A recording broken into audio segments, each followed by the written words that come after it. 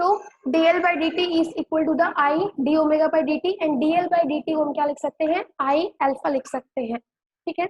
अब देखिए I alpha क्या होता है आपके पास, I अल्फा इज टोर्क, ठीक है। तो यहाँ से सिंपली आपके पास जो dl by dt होगा उसको आप क्या लिख दोगे, टोर्क। सो यही हमने बताया था कि जो टोर्क है वो क्या है, dl by dt है। तो tau is equal to dl by dt, simply ये। देन आपके पास एक टॉपिक और आता है छोटा सा इसी में कि principal of conservation of angular momentum, principal of conservation of angular momentum. जैसे आप लोगों ने लीनियर मोमेंटम का कंजर्वेशन स्टडी किया था, इन द सेम वे यहाँ पे भी हम स्टडी करेंगे principal of conservation of angular momentum. तो कोई बॉडी सपोज रोटेशनल मोशन के अंदर है तो उसमें जो मोमेंटम उसके साथ जो अटैच है, लिंक्ड है, उसको हम क्या कहते हैं, एंगुलर मोमेंटम कहते हैं। So principle of conservation of linear momentum क्या कहता है, वो ये है कि जब भी आप कोई एक्सटर्नल टॉर्क किसी भी सिस्टम ऑफ पार्टिकल्स या एक रिजिड बॉडी के ऊपर, जो आपके पास एक्सटर्नल टॉर्क है, टॉर्क एक्सटर्नल अगर क्या हो जाए, जीरो हो जाए, उस केस में जो एंगुलर मोमेंटम होता है वो क्या रहता है, बॉडी का कंजर्व रहता है, सिस्टम का क्या रहता है, कंजर्व। तो principle of conservation of angular momentum states that when external torque, ठीक है, एक्सटर्नल टॉर्क, और we can say when no external torque acts on a system of particles और रिजिड बॉडी, देन जो कंजर्वेशन है of angular momentum that is conserved, या angular momentum of the body is constant या फिर conserve, ठीक है। तो देखिए अभी हमने निकाला टॉर्क इज इक्वल टू क्या था बेटा, dl by dt, ये हमने निकाला था अभी। अब देखिए इस केस में अगर एक्सटर्नल टॉर्क कितना हो जाए, जीरो हो जाए, तो ये अगर जीरो हो गया तो आपके पास d by dt और ये क्या है, l, ठीक है। तो मतलब जो टोटल एंगुलर मोमेंटम होगा वो भी कितना होगा यहाँ पे, यहाँ से हम क्या लिख सकते हैं कि dl by dt ये कितना आ गया है, जीरो, और टॉर्क अगर जीरो है इसका मतलब l जो टोटल है वो कितना है आपके पास, कांस्टेंट है। और कांस्टेंट कब होगा, जब आपके पास, इसको आप क्या लिख सकते हो कि आपके पास सपोज फर्स्ट पार्टिकल का, सेकंड पार्टिकल का, थर्ड पार्टिकल का, सब पार्टिकल्स का जो एंगुलर मोमेंटम है वो क्या रहेगा, कांस्टेंट, और सारे पार्टिकल्स से ही मिलके आपके क्या बनी है, रिजिड बॉडी। तो रिजिड बॉडी का जो एंगुलर मोमेंटम है वो भी क्या रहेगा, कंजर्व, ठीक है बेटा। यहाँ पे खत्म होता है ये topic. Now we will move on to the last topic that is theorems of moment of inertia. Theorems of moment of inertia अभी हमारे सिलेबस का पार्ट नहीं है, लास्ट ईयर हमने सिलेबस में स्टडी किया था, लेकिन फिर भी हम स्टडी करेंगे theorems on moment of inertia, ठीक है। कि सपोज आपके पास एक रिजिड बॉडी है, वो किसी एक्सिस के अलोंग रोटेट कर रही है, तो उसका कुछ मोमेंट ऑफ इनर्शिया आई होगा, तो उस मोमेंट ऑफ इनर्शिया से रिलेटेड हमारे पास थ्योरम्स हैं, और जो दो थ्योरम्स है हमारे पास वो है थ्योरम ऑफ पैरेलल एक्सिस,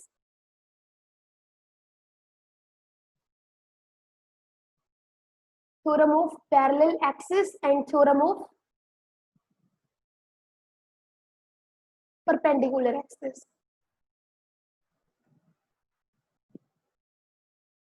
ठीक है। ये दोनों थ्योरम हमें स्टडी करनी है, theorem of parallel axis and perpendicular axis, ठीक है बेटा। सबसे पहले स्टडी करते हैं थ्योरम ऑफ पैरेलल एक्सिस क्या है। तो theorem of parallel axis, sorry theorem of parallel axis study करेंगे, और थ्योरम ऑफ पैरेलल एक्सिस क्या कहती है,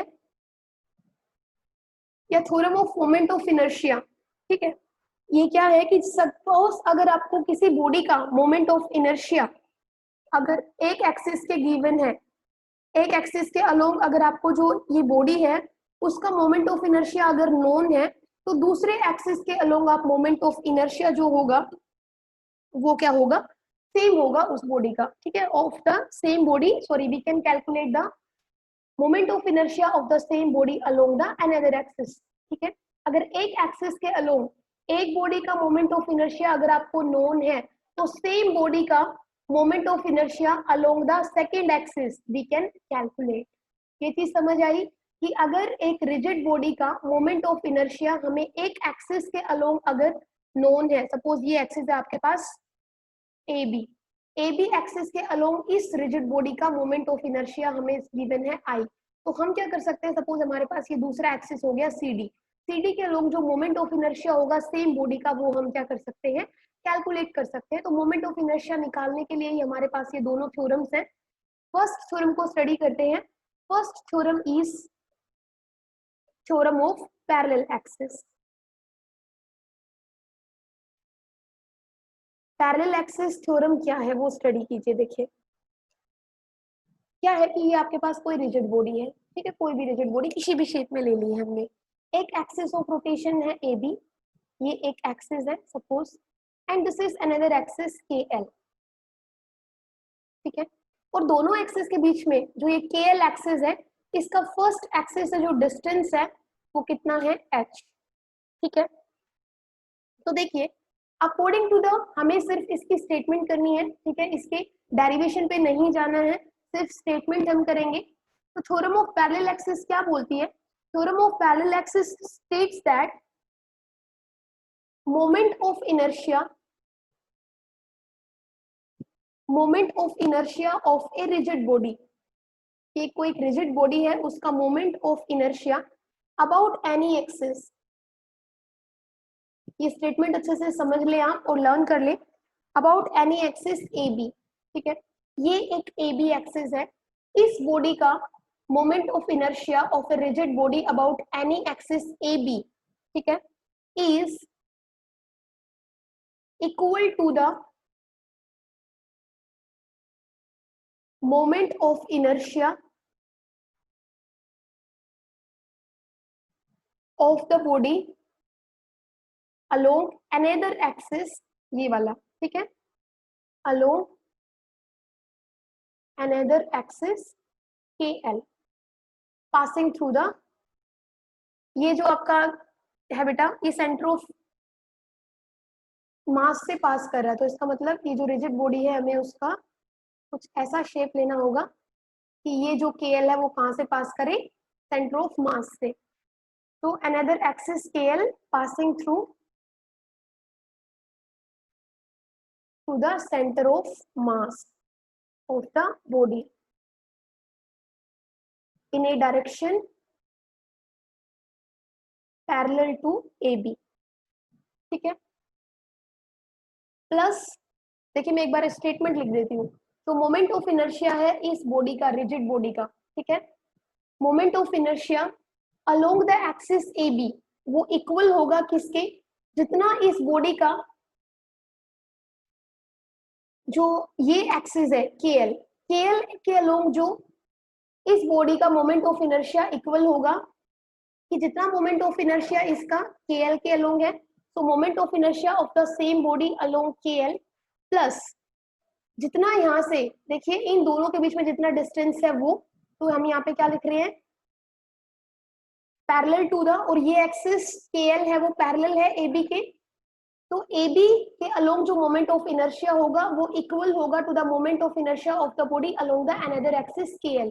तो KL के जो अलोंग मोमेंट ऑफ इनर्शिया होगा उसके plus passing through the centre of mass, ये जो KL एक्सिस है वो कहां से पास कर रहा है, सेंटर ऑफ मास से पास कर रहा है, ठीक है, इन ए डायरेक्शन, और ये पैरेलल है AB के प्लस में। अब प्लस क्या करना है हमें, प्लस करना है plus the product of total mass, क्योंकि सेंटर ऑफ मास है तो यहाँ पे हम सपोज कर सकते हैं कि complete mass of the body, rigid body is concentrated, तो total mass m of the body and the square of the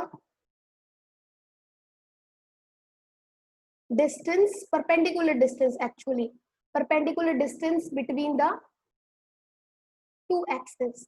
अब इसको समझिए, ये थ्योरम थी, थोड़ा सा लॉन्ग स्टेटमेंट है आई नो।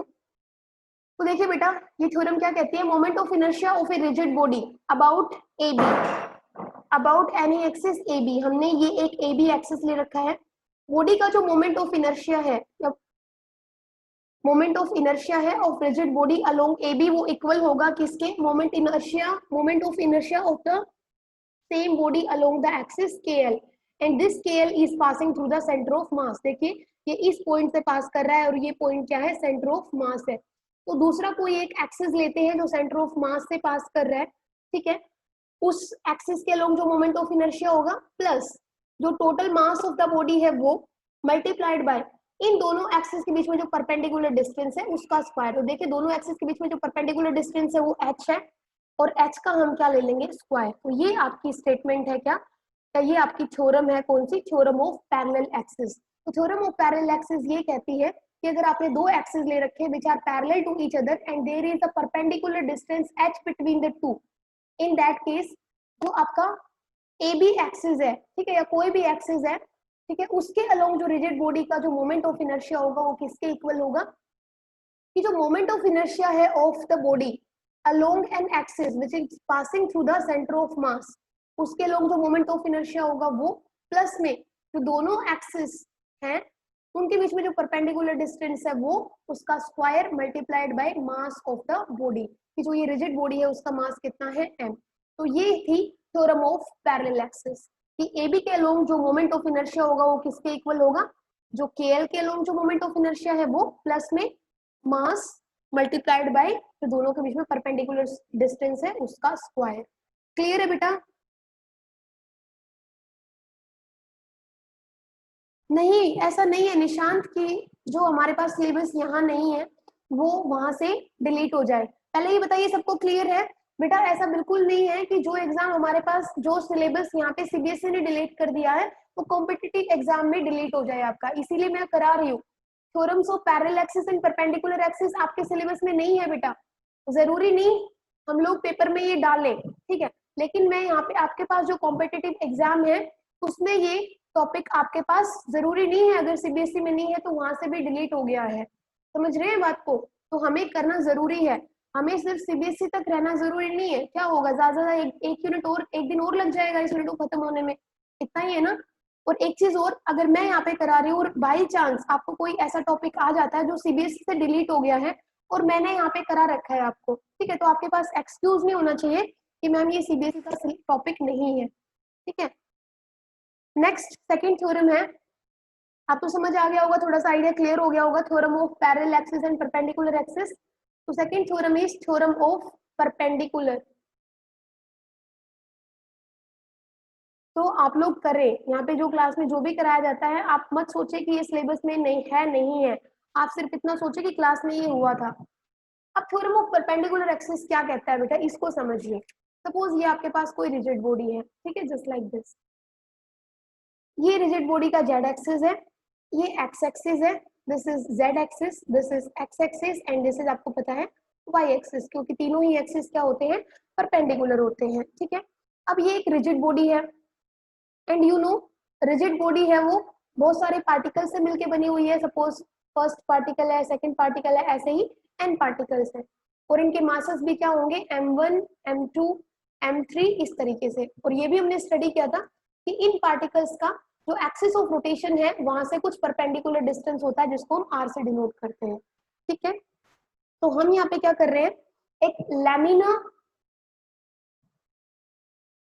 कंसिडर कर रहे हैं, मतलब ये बोल सकते हो कि कोई एलिमेंट कंसिडर कर रहे हैं या एक बॉडी कंसिडर कर रहे हैं जिसको हम यहाँ पे लैमिना बोल रहे हैं, which consist of N particles, जिसके अंदर क्या है, बहुत सारे पार्टिकल्स हैं और उनके मासेस जैसे मैंने अभी बताया था हमारे पास क्या है, m1 m2 m3 up to कहाँ तक है, mn तक है, ठीक है।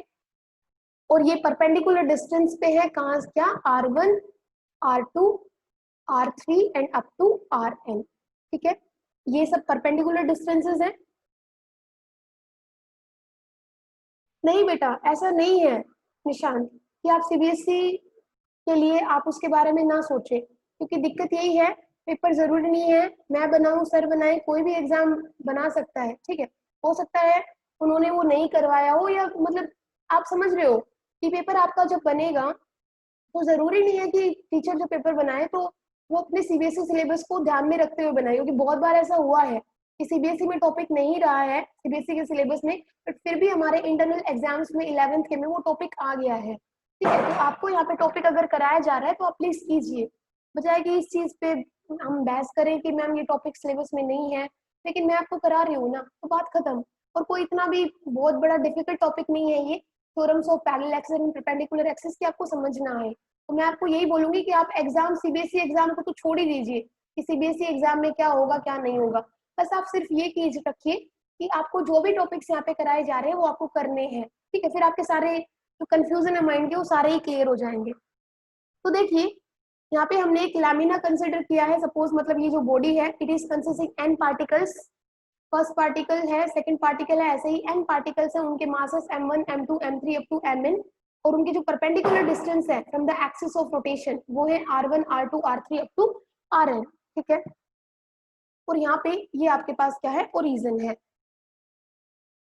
अब जो ये देखिए ये एक पार्टिकल है, सपोज ये एक्स एक्सिस हो गया, तो ये एक पार्टिकल है, सपोज यहाँ पे आपके पास एक पार्टिकल है एम आई, ठीक है। यहाँ पे आई कुछ भी हो सकता है, 1 2 3 कुछ भी हो सकता है।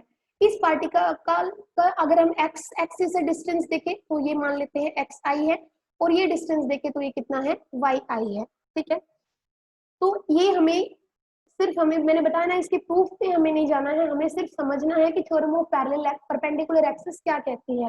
वो ये कहती है कि जो मोमेंट ऑफ इनर्शिया है ऑफ ए प्लेन लैमिना, ये आपके पास क्या है, एक लैमिना है जो कि एन पार्टिकल्स से बना हुआ है, और उन पार्टिकल्स का मास क्या है, m1 m2 m3, और उनका परपेंडिकुलर डिस्टेंस क्या है, r1 r2 r3 up to rn। ऐसे पार्टिकल से बना हुआ हमारे पास एक लैमिना है, और उस लैमिना का जो मोमेंट ऑफ इनर्शिया है, ठीक है,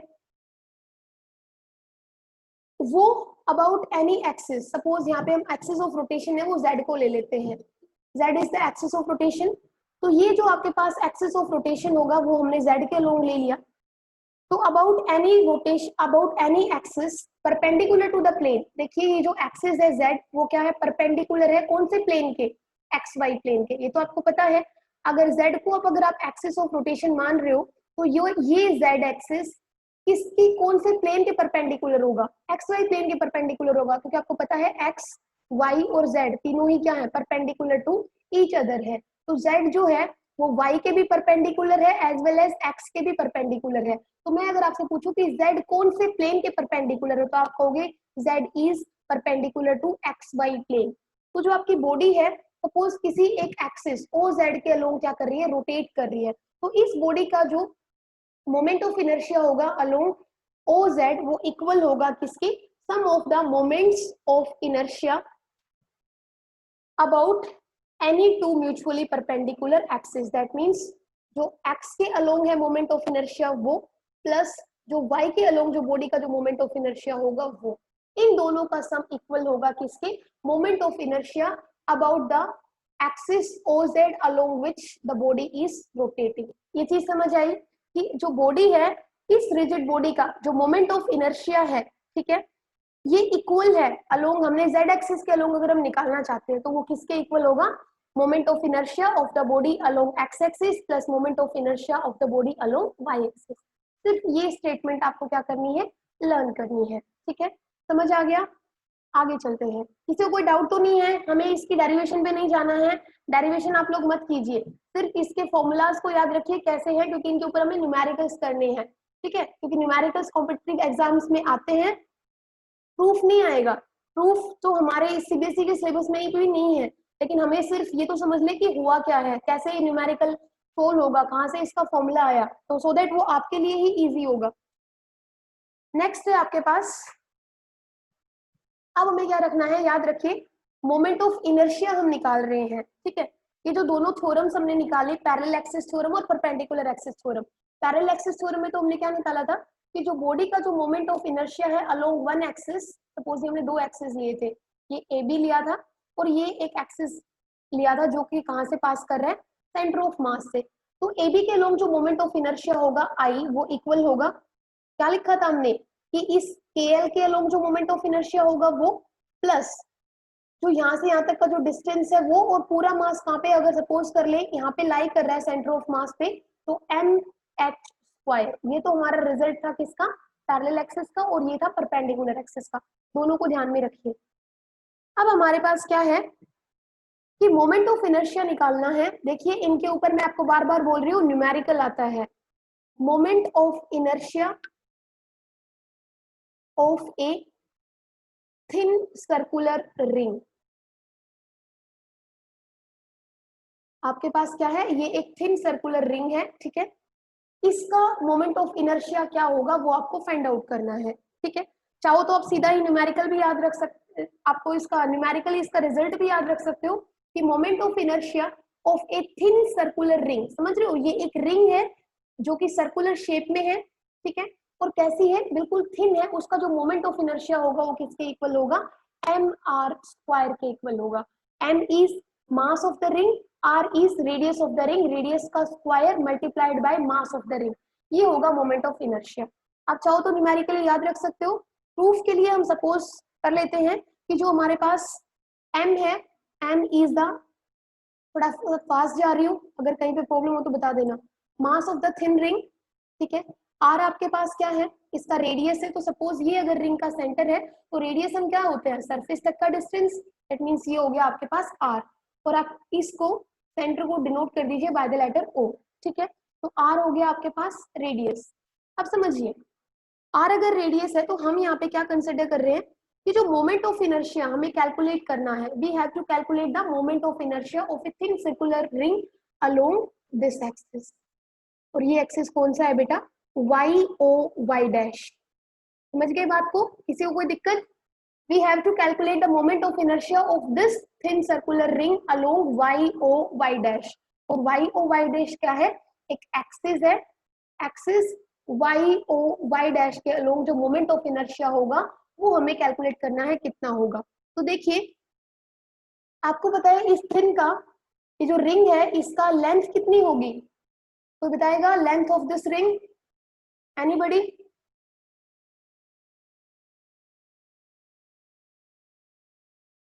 no one, yes, Nitika, Nishant, Sudarshan, काफी सारे बच्चे हैं, बताइए, आकाश, श्वेता, कार्तिक, ये जो रिंग है बेटा इसकी लेंथ कितनी होगी, नो वन, भाई इसकी रिंग, आप लोगों को आवाज सुनाई दे रही है ना, लेंथ कितनी होगी, equal to its circumference 2 pi R, yes और नो, जितना इसका सर्कमफेरेंस है वही तो लेंथ होगी इस रिंग की, ठीक है। अब देखिए अगर हम निकालना चाहें मास पर यूनिट, हाँ बेटा शायद मैसेजेस नहीं देखा था मैंने, यस, अगर हम ये निकालें कि पर यूनिट लेंथ इस रिंग का मास कितना है, मास ऑफ द रिंग पर यूनिट लेंथ, तो क्या करेंगे, मास कितना है m, लेंथ कितनी है 2 पाई आर, तो देखिए ये जो आपके पास इन दोनों का m ओवर 2 पाई आर, ये आपका क्या आ गया है, mass per unit length of the ring की एक, हाँ बताया था बेटा, वो मैसेजेस मैंने स्क्रॉल नहीं किए थे कि पर यूनिट लेंथ इस रिंग का जो मास कैसे डिस्ट्रीब्यूटेड है, या कितना होगा पर यूनिट लेंथ इस रिंग का मास, तो एक यूनिट लेंथ का जो मास होगा इस रिंग का वो कितना होगा m ओवर 2 पाई आर, यहाँ तक समझ आ गया। अब देखो इस रिंग का कंप्लीट लेंथ ना लेके, समझिए बात को, अगर मैं कंप्लीट लेंथ ना लूं, एक छोटा सा एलिमेंट ले लूं इतना, ये वाला देख रहे हो, क्योंकि कितना है dx, ठीक है, हमने क्या कंसिडर कर लिया है, एक स्मॉल एलिमेंट कंसिडर कर लिया है, we have considered small element जिसकी लेंथ कितनी है dx, ठीक है बेटा। तो इस dx लेंथ वाले एलिमेंट का मास कितना होगा, ये मास है पर यूनिट लेंथ, ठीक है, तो mass of small element dx कितना होगा, वो हो जाएगा पर यूनिट लेंथ जो मास है वो मल्टीप्लाइड बाय dx, ठीक है बेटा, ये हो जाएगा इस dx एलिमेंट का मास। समझिए ऐसे बहुत सारे अगर dx एलिमेंट्स ले ले और उन सबको जोड़ दे तो क्या बन जाएगी, कंप्लीट लेंथ बन जाएगी ना, तो कंप्लीट लेंथ अगर 2 पाई आर है और यूनिट लेंथ का मास अगर m ओवर 2 पाई आर है, तो इस dx लेंथ का जो मास होगा वो कितना होगा m over 2 pi R multiplied by dx। यहाँ तक किसी को कोई प्रॉब्लम है तो बता दीजिए, कोई प्रॉब्लम नहीं है, ओके। तो अब देखिए अब क्या करेंगे, हमने एक स्मॉल एलिमेंट dx का मास निकाल लिया है and the mass is m over 2 pi r into dx, ठीक है। अब देखिए बेटा ये जो dx है वो तो कहीं पे भी लाई कर सकता है, यहाँ पे लाई कर सकता है, यहाँ पे लाई कर सकता है, क्योंकि पूरी ही लेंथ तो dx dx dx dx से मिलके बनी हुई है, तो कंप्लीट जो ये स्मॉल एलिमेंट है it can lie anywhere on this complete length, मतलब इसकी जो लिमिट्स हो सकती हैं, कहने का मतलब हम क्या करेंगे, इसका इंटीग्रेशन करेंगे बेटा।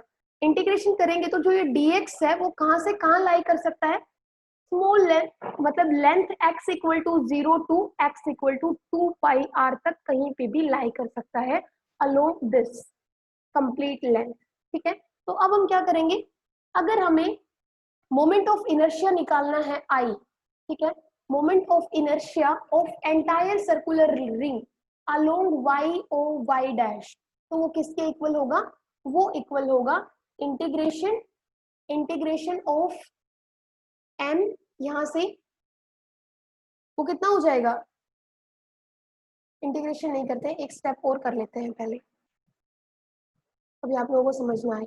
तो मोमेंट ऑफ इनर्शिया है ऑफ दिस एलिमेंट, ठीक है, सिर्फ एक सिंगल एलिमेंट का निकाल रहे हैं अभी, moment of inertia of this small element along y O y, वो कितना होगा, वो हो जाएगा आपके पास, मोमेंट ऑफ इनर्शिया का फॉर्मूला क्या होता है, एम आर स्क्वायर होता है ना, ठीक है, तो ये हो गया इस एलिमेंट का मास, ठीक है, ये हो गया m की वैल्यू, और इस एलिमेंट का एक्सिस ऑफ रोटेशन से परपेंडिकुलर डिस्टेंस कितना है, आर स्क्वायर, तो हम सिंपली क्या लिखेंगे, तो मोमेंट ऑफ इनर्शिया है of small element dx along y O y dash, वो इक्वल है किसके, m ओवर 2 पाई आर, क्योंकि ये मास है, इनटू dx, ये तो हो गया मास ऑफ द स्मॉल एलिमेंट, और इसका परपेंडिकुलर डिस्टेंस कितना है, ये है आर स्क्वायर।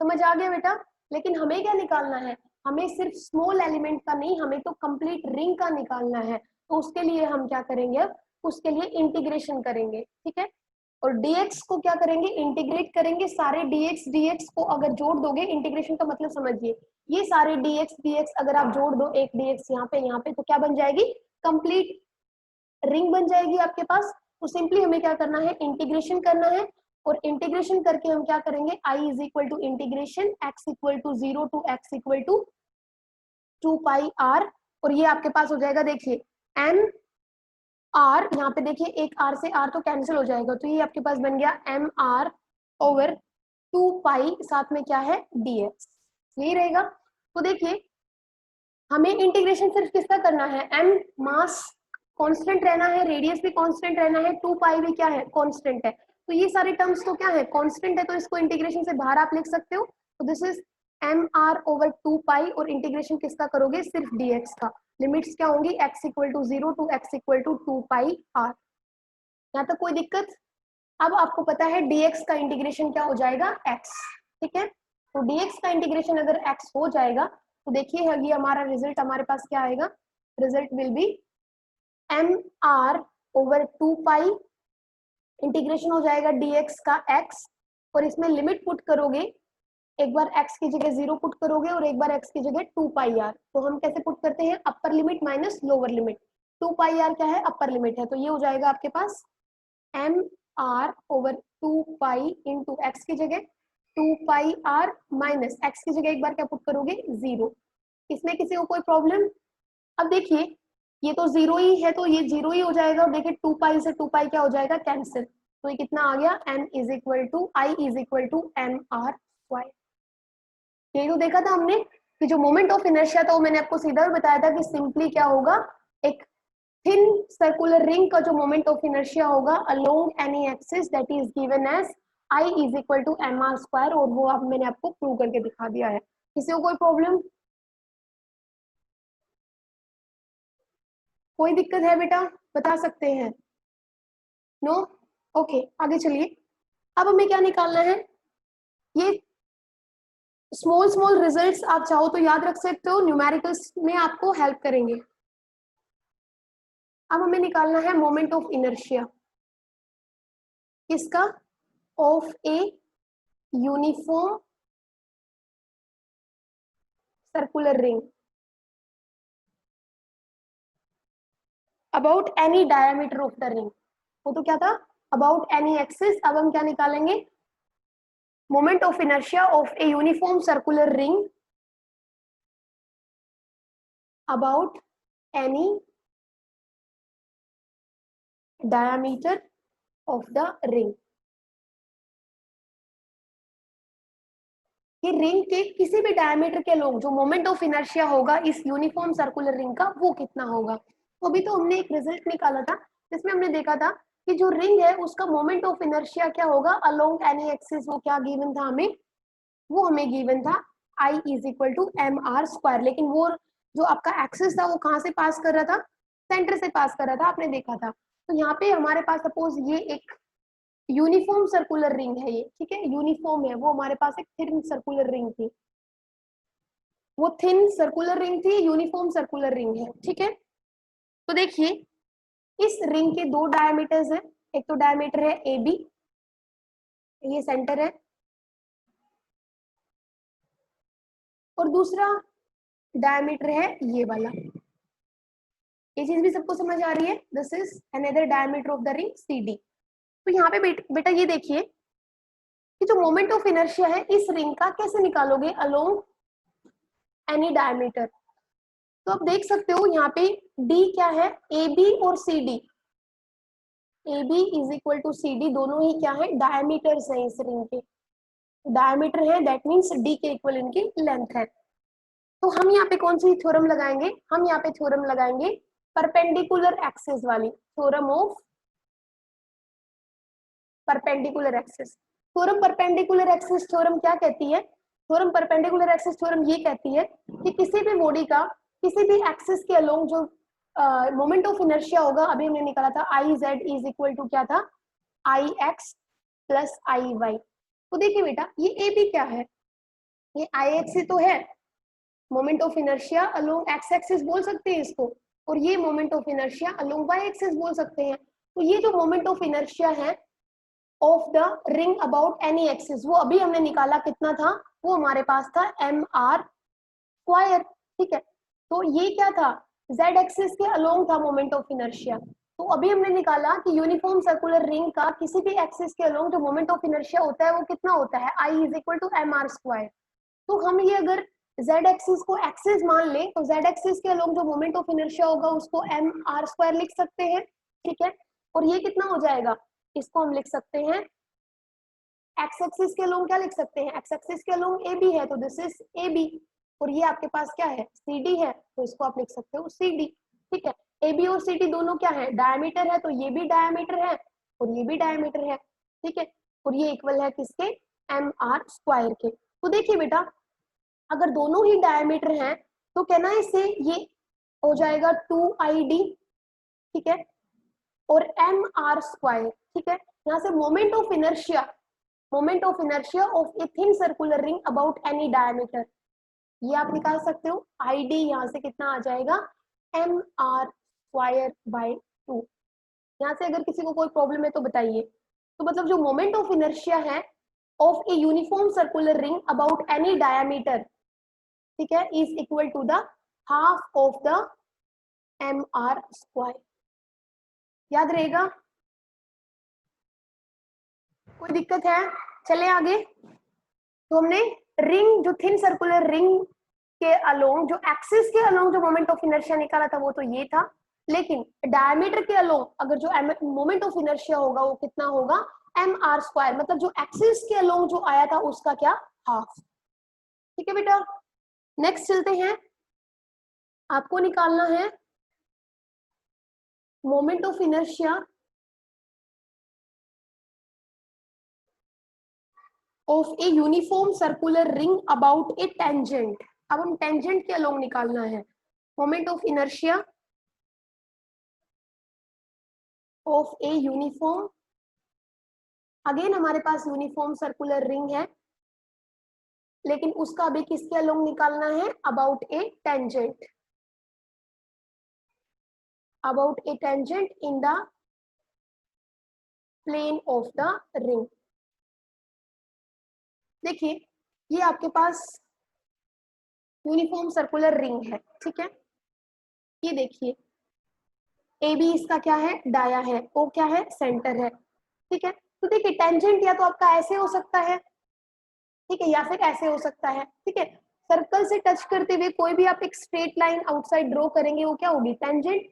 सपोज हमने ये एक टेंजेंट ड्रॉ कर लिया, ये, और इस टेंजेंट का नाम क्या है, एक्स वाई टेंजेंट है। एंड देखिए यहाँ से दोनों के बीच में जो डिस्टेंस है वो कितना है, आर, क्योंकि रेडियस के इक्वल होगा ये परपेंडिकुलर डिस्टेंस आर। तो अब हमें क्या निकालना है, इस टेंजेंट के अलोंग जो मोमेंट ऑफ इनर्शिया कितना होगा, that means moment of inertia I along the tangent X Y, वो कितना है, that we have to calculate. तो ये देखिए बेटा कितना होगा, बात समझ आ गई हम क्या कर रहे हैं, कंफ्यूजन तो नहीं है ना, कंफ्यूजन है तो साथ साथ क्लियर कर लीजिए। अब देखो हमें पता है यहाँ पे कौन सी थ्योरम लगाएंगे, बता सकता है कोई यहाँ पे थ्योरम कौन सी लगेगी, निशांत, सुखदर्शन, आकाश, अमन नहीं है आज, श्वेता, कार्तिक, कौन सी थ्योरम लगेगी, यस बेटा पैरेलल एक्सिस थ्योरम लगेगी या परपेंडिकुलर एक्सिस थ्योरम लगेगी, देखिए क्या लग रहा है आपको, पैरेलल लग रहे हैं ना, और दोनों के बीच में परपेंडिकुलर डिस्टेंस भी है। तो देखिए हमने जो पैरेलल एक्सिस वाली थ्योरम निकाली थी उससे हमने क्या देखा था, कोई भी एक्सिस के अलोंग अगर हमें निकालना हो मोमेंट ऑफ इनर्शिया तो वो क्या होगी, जो हमें मोमेंट ऑफ इनर्शिया गिवन है किसी भी एक्सिस के अलोंग वो प्लस उन दोनों के बीच में परपेंडिकुलर डिस्टेंस। तो देखिए पैरेलली लगेगी, वेरी गुड बेटा। यहाँ पे हम क्या करेंगे, हमें मोमेंट ऑफ इनर्शिया निकालना है एक्स वाई के अलोंग, तो ये इक्वल होगा किसके, जितना moment of inertia A B के अलोंग है प्लस जितना इन दोनों एक्सिस के बीच में परपेंडिकुलर डिस्टेंस है उसका स्क्वायर मल्टीप्लाइड बाय n। तो देखिए आई एक्स वाई ये इक्वल होगा moment of inertia of the body along A B plus जो बॉडी का मास है वो मल्टीप्लाइड बाय इन दोनों के बीच में जो परपेंडिकुलर डिस्टेंस है उसका स्क्वायर। बेटा ये क्लियर है। और देखिए ए बी क्या है, एक डायामीटर, और डायामीटर के अलोंग जो अभी हमने जो एक्स वो निकाला मोमेंट ऑफ इनर्शिया वो कितना था, हाफ एम आर स्क्वायर, ये निकाला था अभी। तो यहाँ पे आप पुट कर दीजिए because this is the moment of inertia of a body along the moment of inertia of a ring along the diameter, और इसकी वैल्यू अभी हमने निकाली थी कितनी थी, हाफ एम आर स्क्वायर, और ये क्या है एम आर स्क्वायर। दोनों को सम करोगे तो एलसीएम लोगे तो कितना आ जाएगा 3/2 एम आर स्क्वायर। ठीक है बेटा, तो ये आ गया आपके पास क्या, moment of inertia of a uniform circular ring along A tangent. ठीक है, तो टेंजेंट के अलोंग जो मोमेंट ऑफ इनर्शिया होगा वो ये होगा। चलें आगे, ओके। अब है हमारे पास fourth, moment of inertia of a uniform circular ring of a uniform circular ring about a tangent। Again हमें टेंजेंट के अलोंग ही निकालना है, लेकिन अब ये टेंजेंट कैसा है, वो टेंजेंट तो कैसा था, परपेंडिकुलर टू द प्लेन था, सॉरी इन द प्लेन था। अब ये टेंजेंट कैसा है, परपेंडिकुलर टू द प्लेन है, tangent perpendicular to the plane. Perpendicular to the plane होगा तो आप समझ गए होंगे। अब ये जो टेंजेंट होगा वो कैसा होगा, देखिए ये आपके पास रिंग है, ठीक है, ये रिंग का एक एक्सिस है वाई ओ वाई डैश, ठीक है, और ये आपके पास एक टेंजेंट है जो कि इस प्लेन के क्या है, परपेंडिकुलर है। देखिए तो ये आपके पास टेंजेंट है, इस टेंजेंट को नाम दे दीजिए आप पी क्यू, और यहाँ से यहाँ तक का डिस्टेंस कितना है आर, ये आपको निकालना है। तो देखिए ये क्या है, ये तो एक्सिस है, ठीक है, पी क्यू यहाँ पे क्या है, टेंजेंट है, और वाई ओ वाई डैश आपके पास क्या है, एक एक्सिस है। तो यहाँ से आप थ्योरम जो लगाएंगे वो भी कौन सी थ्योरम लगेगी, पैरेलल एक्सिस वाली। तो moment of inertia along tangent PQ, it is given as moment of inertia along YOY plus mass of the body m, और इन दोनों के बीच का जो डिस्टेंस है वो। ठीक है बेटा, लेकिन देखिए जो YOY डैश है वो हमने एक डायमीटर नहीं लिया है, वो एक एक्सिस लिया है, ठीक है, तो एक्सिस के अलोंग जो रिंग का जो मोमेंट ऑफ इनर्शिया होगा वो कितना होगा, एम आर स्क्वायर होगा, ठीक है, प्लस ये भी क्या है, एम आर स्क्वायर है। तो ये देखिए कितना आ गया है, 2 mr स्क्वायर आ गया है। तो moment of inertia along the tangent, लेकिन ये टेंजेंट कैसा है, परपेंडिकुलर टू द प्लेन है, वो दूसरा क्या था, इन द प्लेन था, ठीक है। तो जब आपने ऐसे लिया था इन द प्लेन, तो उस टाइम पे आपके पास रिजल्ट कितना आया था, 3/2 mr², लेकिन अब आपके पास रिजल्ट कितना आया है, 2mr²। तो इन रिजल्ट्स को थोड़ा ध्यान रखिएगा।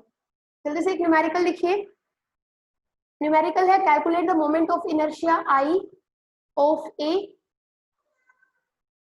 Uniform circular ring of mass 1.5 kg and distance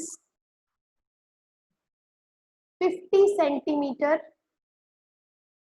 about a diameter of the ring। आपको किसके अलोंग निकालना है, diameter of the ring, about a diameter of the ring। तो diameter के अलोंग जो आपके पास मोमेंट ऑफ इनर्शिया आया था वो कितना आया था, id कितना आया था, जो एक्सिस के अलोंग था उसका हाफ। निकालिए कितना आंसर आएगा, जल्दी बताएं।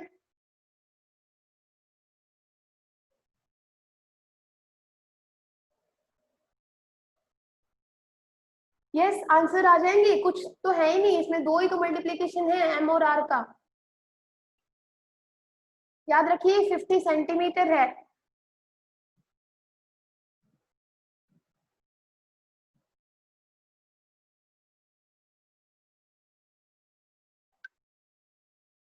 डायमीटर, सॉरी डिस्टेंस, डायमीटर है बेटा ये 50 सेंटीमीटर। देखिए 15/80, निशान 15/80 सही है आपका आंसर। देखते हैं अभी पर, ये डायमीटर दे रखा है आपको, डाया कितना गिवन है, 50 सेंटीमीटर गिवन है, तो यहाँ से आप रेडियस निकाल सकते हो। रेडियस कितना हो जाएगा, 50/2 मतलब 25 सेंटीमीटर। इसको आपको किसमें चेंज करना है, पहले मीटर्स में चेंज करना है, तो डिवाइड बाय 100 मतलब रेडियस कितना आ गया, 1/4 आ गया। पुट कर दीजिए। एम देखिए एम कितना है, 1.5, ठीक है, 1/2 भी है, और ये कितना है आपके पास 1/4, और इसका क्या करेंगे हम, स्क्वायर। तो ये आपके पास आ जाएगा 1/2 इंटू 1.5 इंटू किसी और का आंसर आया है, रेडियस 50 सेंटीमीटर नहीं है, हाँ मैंने डिस्टेंस लिख दिया था, ये डायमीटर है बेटा। तो ये आपके पास आ जाएगा 1/4 इंटू 1/4, इसको सोल्व कर लीजिए, that would be your answer. ठीक है बेटा, समझ आ गया। आकाश, श्वेता, निशान, नितिका, सुदर्शन, संगीता बेटा, पूनम, सब क्लियर है सबको। ये देखो जितने नाम मेरे को याद थे मैंने सबके ले दिए, अगर नहीं किसी का नाम आया है तो ये मत सोचे कि, अब देखिए जल्दी करते हैं आगे। नेक्स्ट है, अभी हमारे पास 8 मिनट है। Moment of inertia of a uniform circular disc, ठीक है, डिस्क सबने देखी है ना, यूनिफॉर्म सर्कुलर डिस्क। तो अब हमें क्या निकालना है, डिस्क का मोमेंट ऑफ इनर्शिया निकालना है यूनिफॉर्म सर्कुलर डिस्क का। कुछ रिंग की शेप में होती है, तो हमारे पास suppose m is the mass है, r इज द रेडियस है, ठीक है, सेंटर से जो डिस्क है उसका रेडियस कितना है r, ठीक है बेटा। तो हमें क्या निकालना है, अब सर्कुलर जो डिस्क है उसका मोमेंट ऑफ इनर्शिया I निकालना है, किसके अलोंग, सपोज हम पहले बना ही लेते हैं, ये आपके पास डिस्क है, ठीक है, इस डिस्क का ये आपके पास क्या है, रेडियस है r, ये o है, और ये आपके पास एक एक्सिस है y o y डैश, ठीक है। अभी इसका भी आप चाहो तो रिजल्ट याद रख सकते हो, लेकिन मैं आपको करा रही हूँ तो आप, मैं चाहती हूँ कीजिए। तो ये आप कुछ ऐसे बनाएंगे,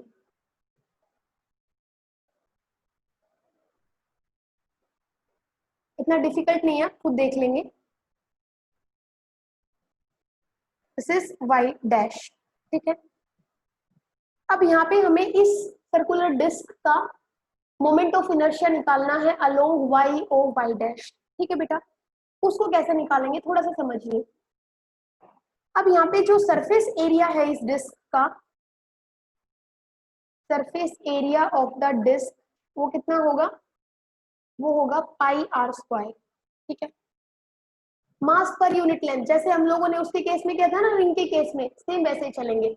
मास पर यूनिट लेंथ होगा, वो कितना होगा, अगर कंप्लीट का मास अगर m है तो पर यूनिट लेंथ जो होगा वो कितना होगा, जितना एरिया है उससे पूरे से डिवाइड कर देंगे। तो ये हो गया mass per unit area of the length. Mass per unit area बेटा, पर यूनिट एरिया जितना मास होगा वो कितना होगा, वो होगा m/πr²। अब इसमें से हम क्या करेंगे, वहां पे याद है हम लोगों ने एक स्मॉल एलिमेंट dx कंसिडर किया था, ठीक है। हम वैसे ही कुछ चलेंगे, लेकिन हम यहाँ पे क्या करेंगे, एक स्मॉल एलिमेंट डिस्क कंसिडर करेंगे, कुछ ऐसे देखिए, ठीक है। और ये उसकी क्या होगी, थिकनेस।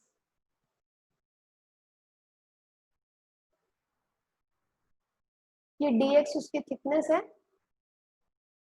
और सेंटर से इस स्मॉल डिस्क का जो रेडियस है वो कितना ले लेते हैं, सपोज x ले लेते हैं, ठीक है। तो we have consider a small element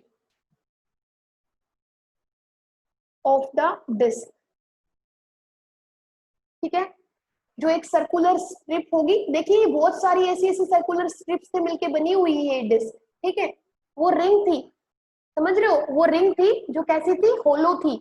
ये क्या है, डिस्क है, ठीक है, समझ रहे हो ना, जैसे सीडी की शेप में आप सबने देखी होगी, सीडी की शेप में एक डिस्क है जो बहुत सारे सर्कुलर स्ट्रिप्स, कुछ ऐसी, जैसे ये फर्स्ट स्ट्रिप हो गई, फिर ये सेकंड स्ट्रिप हो गई, ऐसे ऐसे बहुत सारी स्ट्रिप्स में से मिलके बनी हुई है ये डिस्क, ठीक है। तो उसमें से हमने एक स्मॉल स्ट्रिप कंसिडर कर ली है, जो कि इस बड़ी स्ट्रिप का क्या है, एक स्मॉल एलिमेंट है।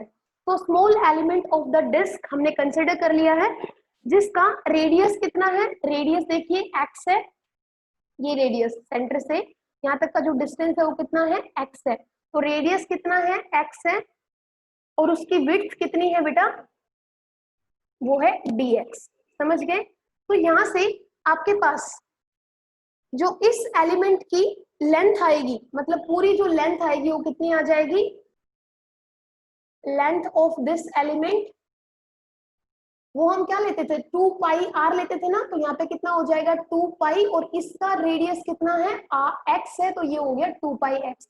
तो ये तो हो गई लेंथ।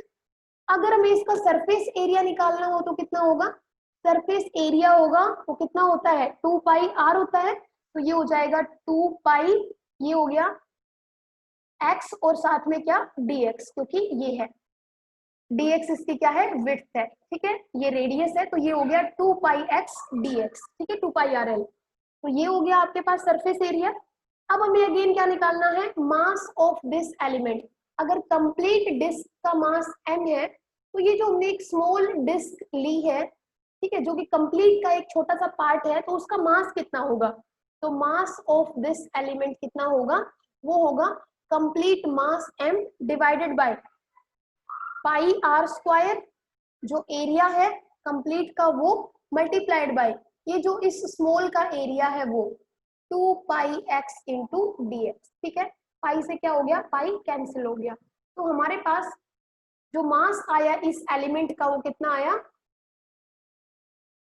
वो हमारे पास आ गया है कितना, 2m, यहाँ से देखिए 2 आ गया, m आ गया, x और साथ में क्या है dx, 2mx dx divided by r², ठीक है बेटा।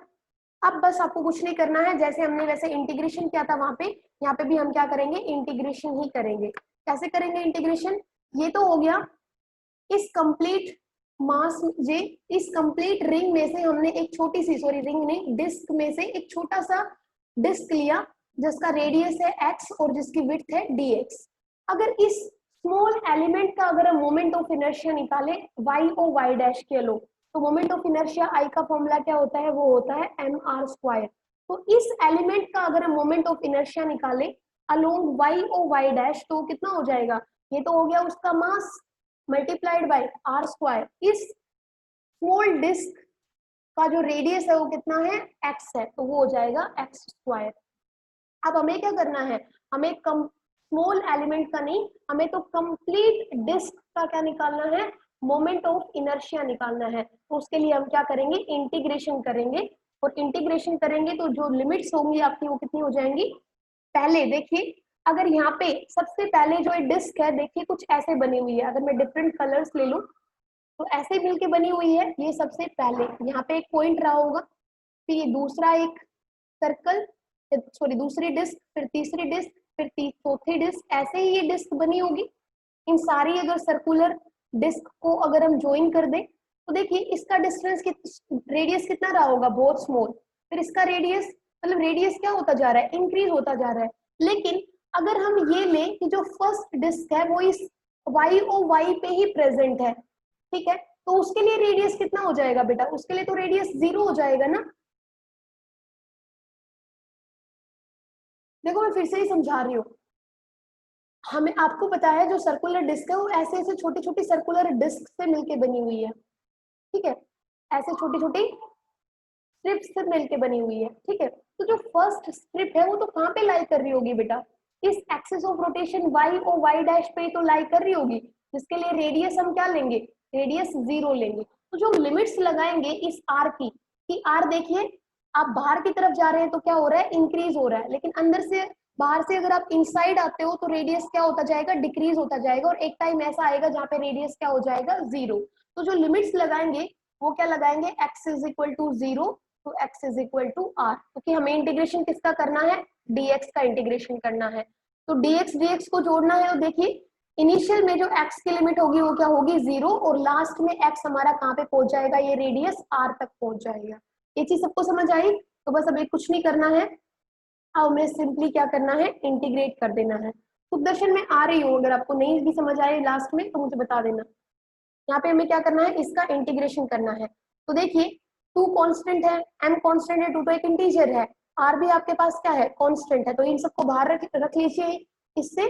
तो 2m ओवर r स्क्वायर, और इंटीग्रेशन किसका करोगे, इंटीग्रेशन आप करोगे x इंटू एक्स स्क्वायर, कितना हो गया x क्यूब, और साथ में क्या है dx। तो मैंने बताया था पावर का इंटीग्रेशन करोगे तो पावर में 1 क्या हो जाता है, ऐड हो जाता है, और उसी पावर से हम क्या करते हैं, डिवाइड करते हैं। तो x की पावर 3 है, तो 3 में 1 ऐड करोगे तो x की पावर 4 हो जाएगी, और 4 से ही क्या करोगे, डिवाइड करोगे। तो ये आपके पास हो जाएगा 2m ओवर r स्क्वायर, और इंटीग्रेशन आपके पास क्या आ जाएगा, x4/4, ठीक है। और लिमिट्स क्या, x is equal to 0 to x equal to r।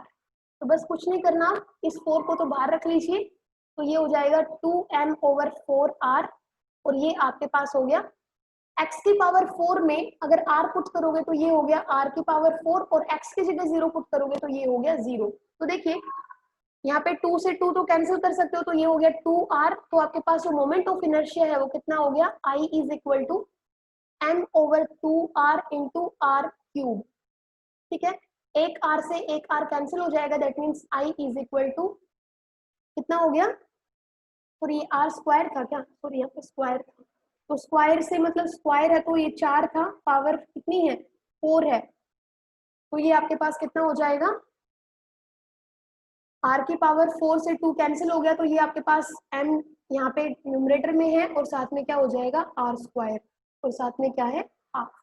तो देखिए मोमेंट ऑफ इनर्शिया कितना आ गया, of a uniform circular disc along y O y dash, कितना आ गया, mr स्क्वायर बाई 2। क्लियर है बेटा। सुदर्शन आपको कहां से समझ नहीं आया बताइए,